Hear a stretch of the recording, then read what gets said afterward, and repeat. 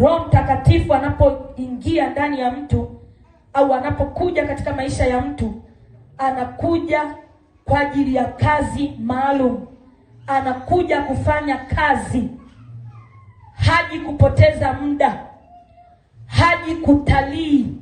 Anakuja kufanya kazi ambayo Kristo angekuwepo duniani hata sasa angezifanya hizo kazi. Haleluya.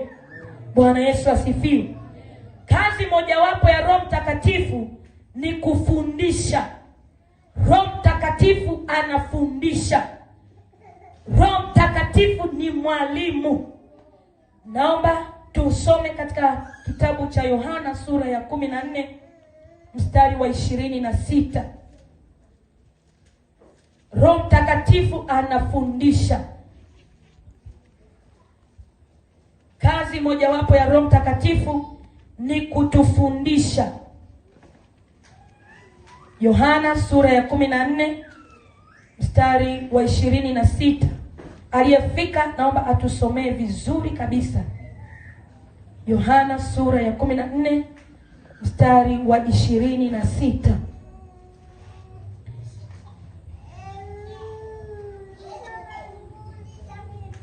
Okay, nitasoma. Yohana sura ya 14 mstari wa 26. Biblia inasema, lakini huyo msaidizi, huyo Roho Mtakatifu ambaye Baba amempeleka kwa jina langu, atawafundisha yote na kuwakumbusha yote niliyowaambia. Lakini huyo msaidizi, huyo Roho Mtakatifu ambaye Baba atampeleka kwa jina langu, atawafundisha yote na kuwakumbusha yote niliyowaambia. Haleluya. Bwana Yesu asifiwe. Maana yake kazi ya Roho Mtakatifu. Kwa nini Yesu alimwacha Roho Mtakatifu awe msaidizi kwa kanisa? Roho Mtakatifu Yesu alimwacha Roho Mtakatifu kwa kanisa ili kulifundisha kanisa katika kweli yote ya Kristo na kuwakumbusha kuyashika yote ambayo Kristo alishayazungumza kwa habari ya kanisa lake. Bwana Yesu asifiwe. Manake mtu aliye na Roho Mtakatifu, kwa maana nyingine tunasema huyu mtu anaye mwalimu ndani yake. Haleluya. Na kwa sababu anaye mwalimu, atatembea kwenye elimu ambayo sio elimu ya dunia. Atatembea kwa elimu ya juu ya kimungu ambayo hata dunia ikimtazama mtu huyu inaweza kujiuliza kwamba hivi huyu amepata elimu ya namna gani? Kwa sababu hiki hakikuanzia kwetu, hata Yesu mwenyewe. Bwana Yesu asifiwe. Yesu alipokuja duniani akiwa ameuvaa mwili, akiwa anatenda kazi ya Baba yake aliyemleta, alikuwa anafanya kazi kwa namna ya ajabu, kwamba ilipelekea Mafarisayo na Masadukayo wakaanza kujiuliza, huyu mtu ana elimu ya namna gani? Roho Mtakatifu awe mwombezi wako.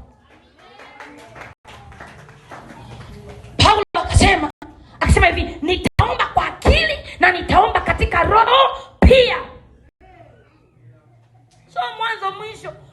Ndio maana watu wanaomba saa moja, mtu anachoka, ameshatoka nje karibia sijui ruti mara ngapi, nje ndani watu wanaomba.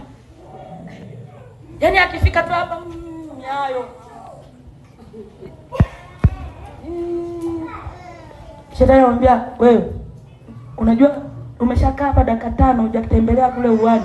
Yaani anaona kule uwani ni pazuri sana kuliko kuwa mbele za Mungu. Toka, unajua dakika 5 ziko hapo hujaenda uwani. Nenda tena. Hana hata anachoenda kufanya, basi anaenda tu anafungua tu kale mlango kwichi, anaingia, anatoka. Lakini mtumishi wa Mungu ukiomba katika roho, sali moja litaisha, utaishi ni dakika 5. Kumbe umeshatafuna sana. Yaani unataka Mungu afanye mambo makubwa kwa maombi ya kuombea kama unaombea ugali. Ni madhara makubwa na ni hasara kuokoka alafu ukawa hauna ushirika na Roho Mtakatifu. Ni hasara kubwa kumtumikia Mungu, kufanya huduma kwenye madhabahu kama hivi, halafu haujakaa vizuri na Roho Mtakatifu. Nafikiri kwa nini watu wanafika mahali mtu anakuja kwako mama, anacheka na wewe, umeondoka hivi unarudi unakuta amekuwekea sumu na hauna Roho Mtakatifu, unapiga.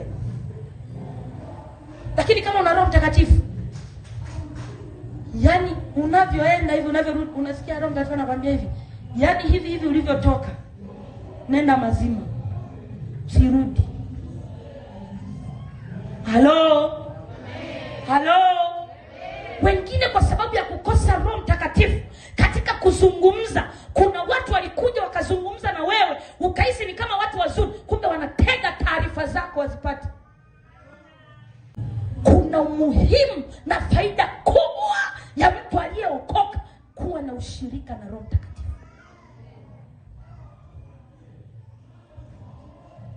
Na sio kuwa naye tu, unatakiwa ukiwa naye anapozungumza uijue sauti yake, na ukishaijua sauti yake uitii sauti yake kwa wakati. Kuna wengine wana Roho Mtakatifu, Roho Mtakatifu alizungumza nao, aliwaonya, aliwatahadharisha, lakini kwa sababu ya kukosa utii kwa Roho Mtakatifu wakajikuta wameumia.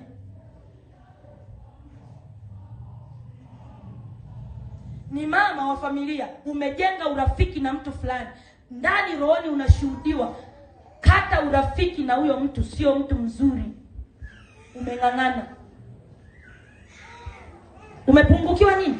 Roho Mtakatifu yumo, ila umepungukiwa utii kwa Roho Mtakatifu.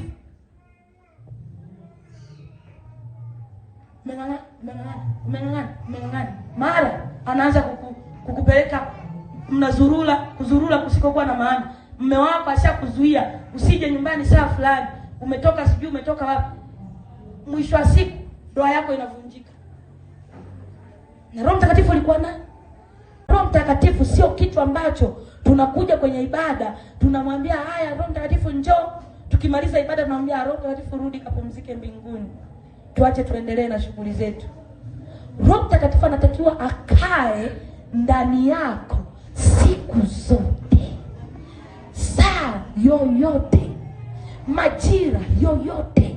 Tunapokuwepo kwenye ibada yupo, tukimaliza ibada yupo na wewe, nyumbani kwako yupo na wewe, kwenye kazi zako yupo na wewe, kwenye familia yako yupo na wewe, unapotembea yupo na wewe, ukisafiri yupo na wewe. Kabla hujawekewa mtu wa kukuchunga mwenendo wako na tabia zako, Roho Mtakatifu yupo, ni mchungaji mwema. Haleluya. Bwana Yesu asifiwe. Bwana Yesu asifiwe. Na wakati mwingine kwa sababu yupo ndani yako atakufunulia. Sio kila mtu anayecheka na wewe ukamaanisha kwamba yuko vizuri na wewe.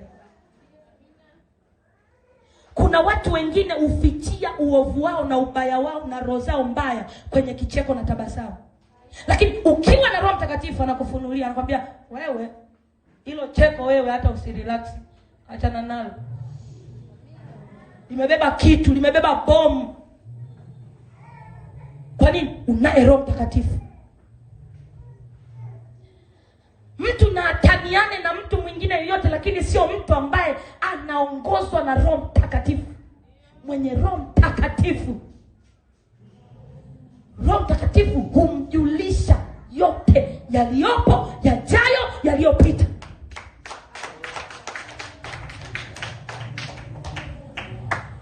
Hata uficheje, Roho Mtakatifu anafunua. Roho Mtakatifu anafunua.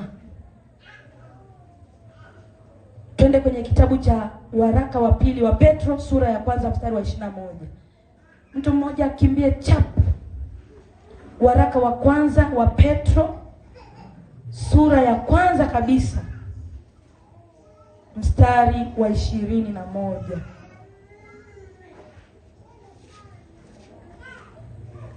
Brighton hujafika?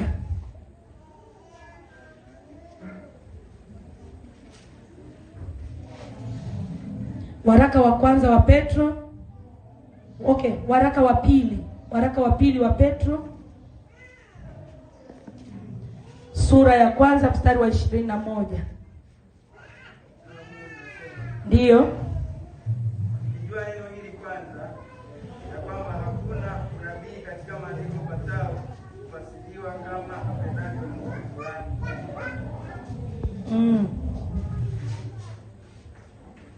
Waraka wa pili wa Petro sura ya kwanza mstari wa 21.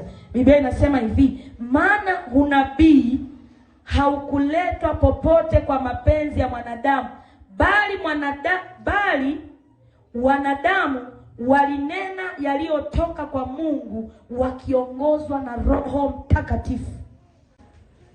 Leteni hoja zenye nguvu, na hauwezi ukaleta hoja yenye nguvu kama kwenye maombi yako hujampa nafasi Roho wa Mungu. Roho wa Mungu ni mwombezi, ni moja ya kazi ya Roho Mtakatifu. Unamruhusu Roho wa Mungu, anaanza kukutembeza, anatokota, anasema, anatuombea kwa kuugua kusikoweza kutamkwa. Wanajiuliza, huyu mtu anaugulia nini? Mbona kama vile anaomboleza sana?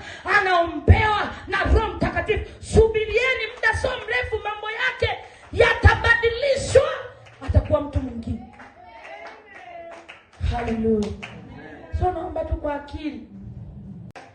Mazingira yanakuambia kata tamaa. Unategemea wakati huo ukate tamaa. Mazingira yanakuambia vunjika moyo, yanakuambia rudi nyuma, lakini Roho Mtakatifu aliyepo ndani yako haoni kukata tamaa, haoni kuvunjika moyo, haoni kurudi nyuma. Anakuona jinsi ulivyosonga mbele, anakuona jinsi ulivyoinuliwa, anakuona jinsi ambavyo Mungu anatembea ndani yako. Hataomba kitu ambacho kinaendelea wakati huo, ataomba kitu ambacho kinaonekana katika ulimwengu wa roho. Mungu akatangaza mwisho toka mwanzo. Manake anapoanza jambo ameshalitangazia ushindi. Na ndio maana kama ni mtu wa rohoni, jaribu kuangalia mara nyingi Mungu alipokuwa anasema na wewe juu ya jambo lolote, aidha ni kwenye biashara. Kuna mtu anafanya biashara na amemtanguliza Mungu. Mungu anasema naye katika eneo la biashara yake. Kuna mtu yumo kwenye ndoa yake, amemtanguliza Mungu. Mungu anasema naye kwenye eneo la ndoa yake. Haleluya. Bwana Yesu asifiwe. Sasa unakuta ni wakati ambao kuna mkanganyiko, kuna vuta ni kuvute. Lakini wakati huo Roho wa Mungu hakuonyeshi vuta ni kuvute. Bwana Yesu asifiwe. Anakuonyesha mambo ni mazuri, yaani kila kitu kiko vizuri. Sasa hivi tulio wengi unakuta unaishi kwenye nyumba ya kupanga, lakini Roho wa Mungu umelala kwenye nyumba ya kupanga, ila Roho wa Mungu anakuchukua na kuonyesha umelala kwenye nyumba yako. Amen. Tena ina kiyoyozi. Mungu atakushuhudia ndani, atakwambia, mwanangu, hiki unachofanya hakipasi kwa mtu ambaye Kristo ni Bwana na Mwokozi wa maisha yake, kwa sababu yeye ni mwalimu na anafundisha kwa ustadi. Ana viwango katika eneo hilo, amethibitishwa na Baba wa mbinguni katika eneo la kufundisha. Akikufundisha, nikasema hivi, kwa Roho Mtakatifu hakunaga mbumbumbu. Hata kama ulikuwa mbumbumbu darasani, hata kama walikuita kilasa, lakini unapokuja kwa habari ya kufundishwa na Roho Mtakatifu, anakufundisha mpaka unaelewa. Bwana Yesu asifiwe. Haleluya. Anakufundisha taratibu jinsi ya kuenenda, jinsi ya kuzungumza, jinsi ya kuongea na watu, ni jinsi hata ya kusalimia watu, jinsi hata ya kuchukuliana na watu, jinsi ya kuingia na kutoka nyumbani mwako, jinsi ya kuvaa. Anakwambia, okay, umevaa viungo viko nje. Anakwambia, mwanangu, hiki ulichovaa hakipendezi, kwa sababu wewe ni mwana wa nuru, wewe ni chumvi ya ulimwengu, wewe ni barua inayosomwa na watu wote. Inakwambia Roho wa Mungu ndani, kabla hajakwambia kiongozi wa kanisa, kabla rafiki yako mpendwa mwenzako hajakwambia, Roho wa Mungu ndani anakushuhudia. Anakwambia, rudi, kabadilisha hiki kitu. Hiki sio cha kwako.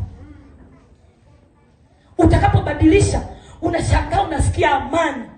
Haleluya. Unakuwa na uhuru wa kupita sehemu yoyote. unakuwa na amani ya kuingia sehemu yoyote. Kwa sababu gani? Ndani yako unaye mwalimu. Hata kama ni kwa habari ya ndoa, atakufundisha. Utazungumza maneno ambayo watajiuliza, huyu ni msomi wa wapi? Amefundishwa na Roho Mtakatifu. Haleluya. Mwalimu wa shuleni wakati mwingine anaweza akafundisha kwa kubagua, anaweza akafundisha kwa kupendelea. Ukashangaa mwingine amemwekea 99, ukikagua majibu ni kama vile anafanana, amepishana tu kidogo, lakini wewe akakukata akakuwekea sijui 40 sijui ngapi. Lakini Roho Mtakatifu ni mwalimu mwaminifu.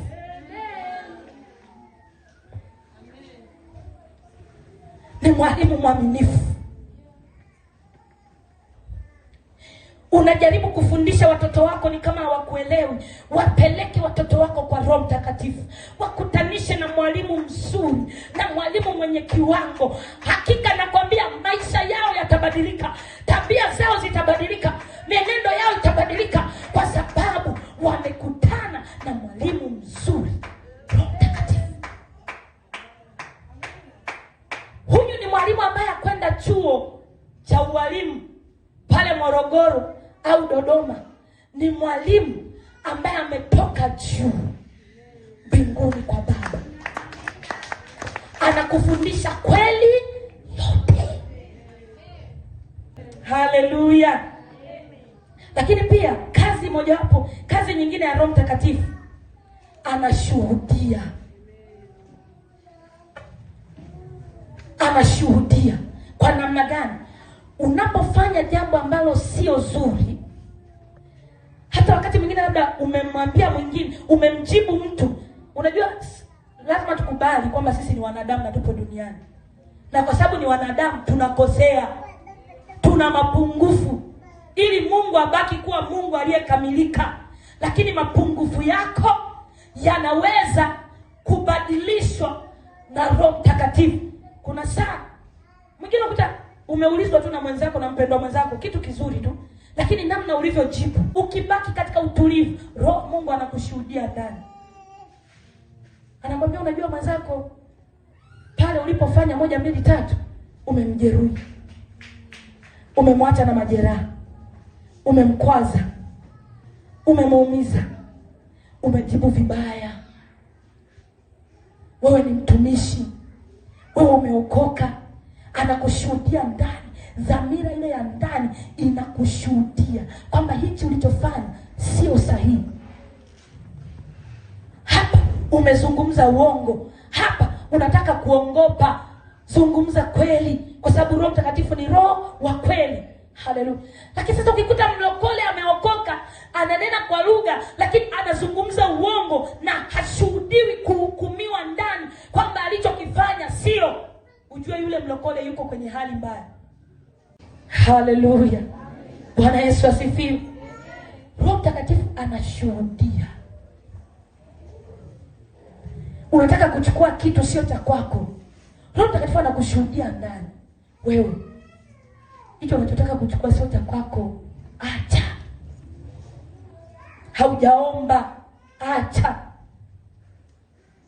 Lakini ukikuta unachukua kitu cha mtu, alama ya Roho Mtakatifu, Roho Mtakatifu ni moto, anateketeza uchafu wote. Na ndio maana huwa napata wakati mgumu mtu anaponiambia nina Roho Mtakatifu, halafu huyu mtu ukiangalia tabia zake, ukiangalia mwenendo wake, hauendani na Roho Mtakatifu. Maana Roho Mtakatifu ndani ya mtu ni moto ndani ya mtu, na moto huu unafanya nini? Huu moto unateketeza uchafu wa kila namna. Haleluya. Bwana Yesu asifiwe. Bwana Yesu asifiwe. Lakini Roho Mtakatifu ni mafuta. Na kazi ya mafuta ni nini? Ni kulainisha. Roho Mtakatifu ni mafuta. Unataka huduma yako iende vizuri, iende kwa ulaini, mambo yaende vizuri, mambo yalainike, biashara yako mambo yalainike. Roho Mtakatifu ni mafuta.